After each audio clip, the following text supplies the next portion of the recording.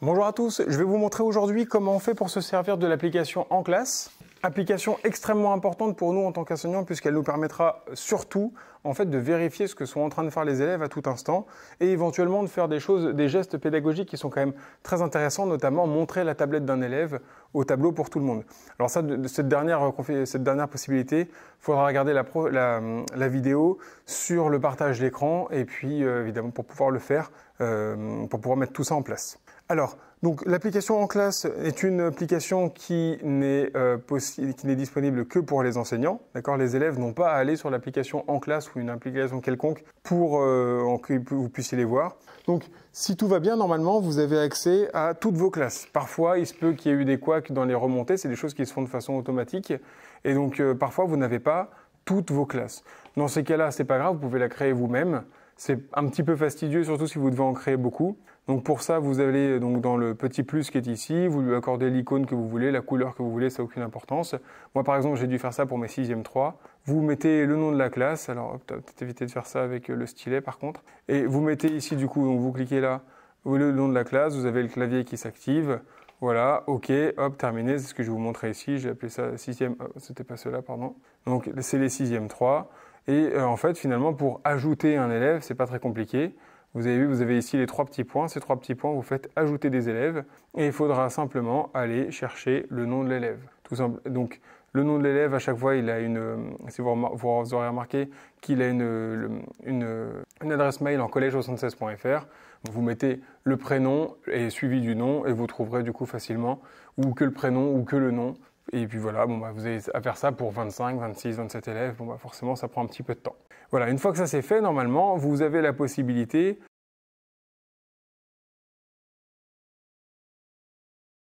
de demander à tous les élèves du coup de se connecter. Donc là, vous pouvez connecter tous les élèves. Normalement, de façon générale, ils n'ont pas besoin de se connecter. C'est-à-dire qu'à partir du moment où ils ouvrent leur... je vais vous montrer par exemple ici. Là, par exemple, j'ai personne avec moi dans la classe, j'ai juste les tablettes de quelques élèves.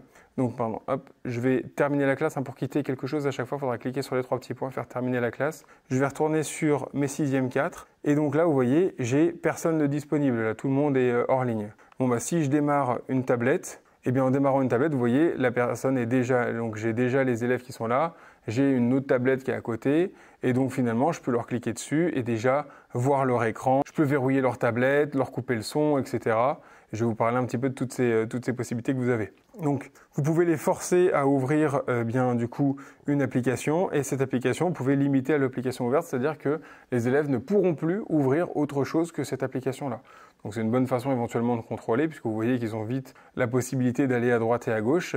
Ce qui est intéressant du coup, c'est que quand un élève va sur une application, par exemple là ici la digitale, moi c'est sur la digitale, c'est sur le web, donc du coup vous voyez ici j'ai le petit Safari qui s'ouvre, comme ça je sais que mon élève est sur Safari. Si elle est sur météo, je vais voir l'application météo.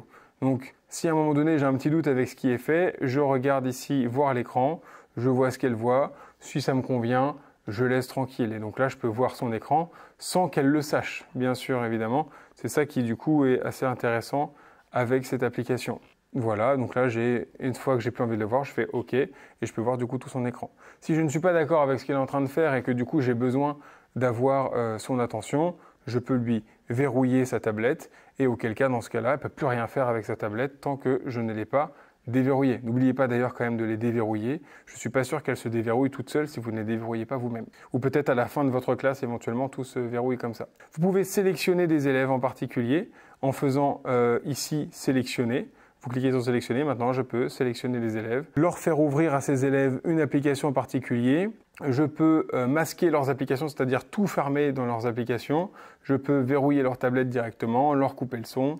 Et puis là, c'est une autre vision. Ça me permet cette vision-là en appuyant sur les 4 carrés. Une autre vision qui est aussi intéressante, ça me permet d'avoir du coup une vision sur l'écran directement. Vous pouvez voir du coup, voilà, une petite projection d'écran directement, c'est parfois plus facile que de juste voir l'application dans laquelle est l'élève. Voilà. Donc là, par exemple, si l'élève est sur Sketchbook, je ne veux pas. Vous voyez, les élèves s'amusent bien visiblement. Je ne veux pas qu'elle aille sur cette application-là. Et bien dans ce cas-là, je peux donc peut-être désélectionner les autres, faire OK ici, hop. Et donc je peux lui cliquer dessus et puis lui faire masquer son application. Et dans ce cas-là, ça lui ferme du coup son application. Pareil, donc je peux lui verrouiller, lui couper le son, etc. si je vois qu'elle n'est pas capable de couper le son elle-même. Et puis, c'est à peu près tout ce que vous êtes capable de faire. Donc, ce n'est pas là-dessus que vous allez vouloir envoyer les documents. Vous allez vouloir envoyer les documents comme dans la vidéo que j'ai faite sur ce que peut faire un élève avec sa tablette. Eh bien, pour envoyer des documents, ce sera plutôt par AirDrop. Mais par contre, la possibilité que vous avez du coup, c'est que maintenant que je suis dans ma classe, là, ici, donc j'ai que quelques élèves que je peux connecter, eh bien, quand je vais vouloir envoyer un document, donc ce document, je vais aller ici, peut-être pas ça, et puis je vais vouloir le partager. Et quand je vais vouloir le partager par AirDrop maintenant, va s'activer automatiquement la classe de 6e 4 puisque je suis du coup dans la classe de 6e 4. Et dans ce cas-là, si je clique ici, ça partagera directement avec tous les élèves de 6e 4. Faites attention, d'expérience, certains iPads d'élèves ne se connectent pas bizarrement à En Classe.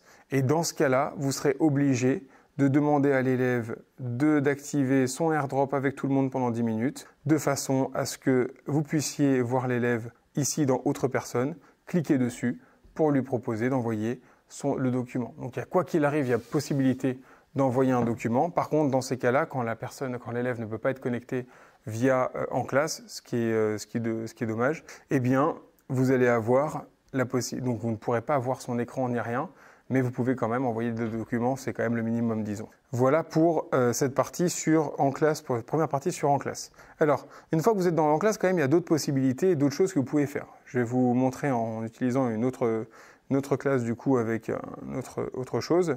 Donc là, par exemple, je vais me créer une classe test comme ça. Je vais faire OK. Alors oui, l'emplacement, c'est bien sûr le collège Jean Mallory. Je fais OK. Voilà. Une fois que c'est fait, donc, j'ajoute des élèves. Quand j'ai pas d'élèves de base, il me propose d'en rajouter. Donc voilà. Ça peut prendre parfois un petit peu de temps pour ajouter des élèves. Vous pouvez en ajouter plusieurs à la fois. Vous pouvez faire ça comme ça. Vous voyez, c'est sélectionné, juste sélectionné, pas besoin de faire ajouter à chaque fois. Et puis je continue. J'écris pour les autres. Hop, voilà ici. Et une fois que je suis content, là je fais ajouter. Donc ça sera plus long parce qu'il y a plus de personnes à ajouter bien sûr. Mais comme ça, toutes elles sont ajoutées d'un seul coup. Plutôt que de faire nom d'élève ajouté, nom d'élève ajouté, ça prend trop de temps. Nom de l'élève, je clique, j'en cherche un autre, je clique, et à la fin, j'ajoute tout le monde. Donc quand vous en êtes là, eh bien donc là, je peux lui demander de se connecter. Je fais un appel à l'élève. Donc vous pouvez vous créer vos classes comme ça. Le problème, quand vous créez votre classe comme ça peut prendre du temps avant qu'il y ait une détection ici.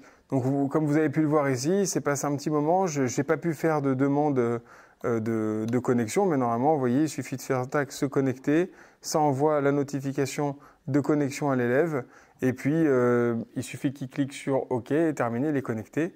Mais normalement, donc, si tout va bien, quand vous créez votre classe, vous avez les élèves dans la classe. De toute façon, comme je vous l'ai dit, il n'y a pas besoin de les connecter. Il suffit que leur tablette soit ici, dans cette situation, juste allumée sur l'écran comme ceci, et vous devriez les voir apparaître au fur et à mesure. Si ce n'est pas le cas, voilà, ça fait partie des petits couacs qui sont encore possibles ici, et malheureusement, on ne peut pas régler ça comme on veut, et donc on ne pourra pas utiliser En Classe avec ces élèves-là.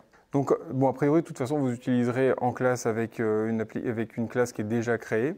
Et donc, en fait, quand vous arrivez sur votre classe comme ceci, une fois que vous êtes dans votre classe, là, ici, je suis dans ma classe que j'ai fait test, j'ai la possibilité de faire des groupes. Vous voyez ici, vous avez nouveau groupe. Et dans nouveau groupe, du coup, je peux créer le groupe 1, le groupe A, le groupe B, le groupe C, etc., ce que je veux. Dans ce groupe, eh bien, du coup, je vais vouloir mettre, par exemple, une élève ici. Je fais OK. Et voilà, du coup, maintenant, dans le groupe A, donc dans la classe, bien sûr, dans tous les élèves, j'ai tous les élèves. Mais dans le groupe A, eh bien, du coup, j'ai qu'une seule élève. Et là, du coup, dans ce groupe-là, si je veux les forcer à aller sur telle application, ils iront sur telle application. Si je veux les forcer, donc voilà, comme ici, les forcer à aller sur une application en particulier, masquer les applications, etc. Ou quand je veux, par exemple, les sélectionner, ce sera peut-être plus facile de tous les sélectionner comme ici. Donc bon, là, j'en ai qu'un élève, évidemment. Et du coup,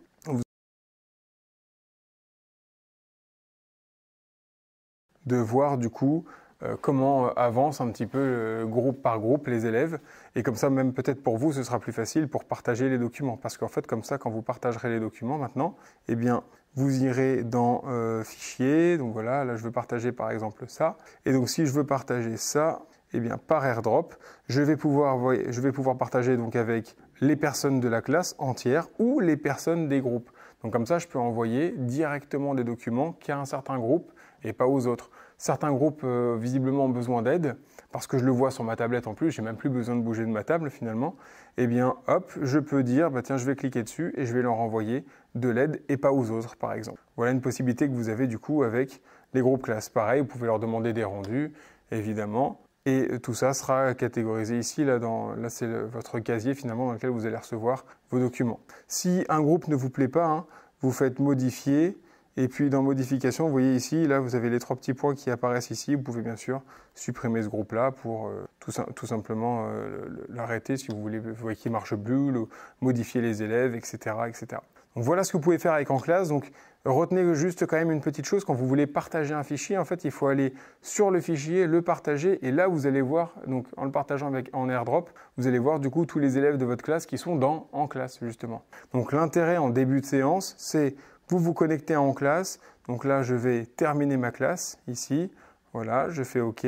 Donc je me connecte ici à ma classe. Ça y est, je suis connecté, je n'ai pas besoin de faire grand chose de plus. Je peux éventuellement cliquer sur connecter. Bon, ça ne sert à rien, comme je vous l'ai dit, il suffit simplement qu'ils soient sur leur écran d'accueil et normalement vous devriez tous les voir ici. Vous voyez ici, là je ne vois personne. Normalement, si là j'active la tablette, eh bien hop, je vois l'élève de connecter. Donc je n'ai pas eu besoin de lui demander de se connecter ou quoi que ce soit. Et voilà, et une fois que je suis là, je peux faire mes groupes. Et là, vous voyez, c'est super facile parce que la classe est déjà rentrée.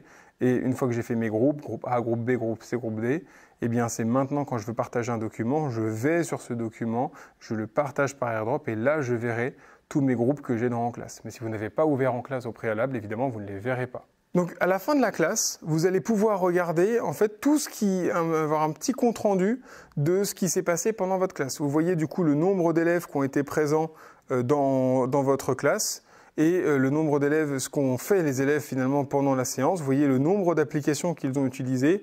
Bon, vous voyez bien finalement que dans une classe, il peut s'être passé pas mal de choses. Vous pouvez regarder du coup les différentes applications qui ont été utilisées et finalement avoir accès à un petit compte-rendu de tout ça avec les éléments partagés pendant la séance, du coup un PDF par exemple qui a été partagé avec moi. Attention, si vous mettez OK, du coup ça ferme le résumé. Donc les PDF qui ont été envoyés par exemple, vous pouvez les ouvrir pour ensuite, pour éventuellement les enregistrer. C'est peut-être pas le but de faire ça après le résumé de classe. A priori, vous l'aurez peut-être mieux valu faire dès le début, plutôt par AirDrop que par En Classe. Un conseil que je vous donne, après, bon, ça marche aussi, hein, évidemment, avec cette façon de faire là. Et ensuite, quand vous cliquez sur OK, bon, du coup, voilà, vous avez perdu votre classe et ce qui s'est passé. Donc, en fait, vous pouvez plus, une fois que c'est fait, vous ne pouvez plus revenir dessus. C'est un résumé qui n'est pas stocké derrière sur l'application En Classe. C'est peut-être ça qui est un petit peu dommage au final. Voilà, c'est tout pour cette vidéo et pour, du coup, l'application En Classe. J'espère que ça a été assez clair et je vous remercie pour votre attention.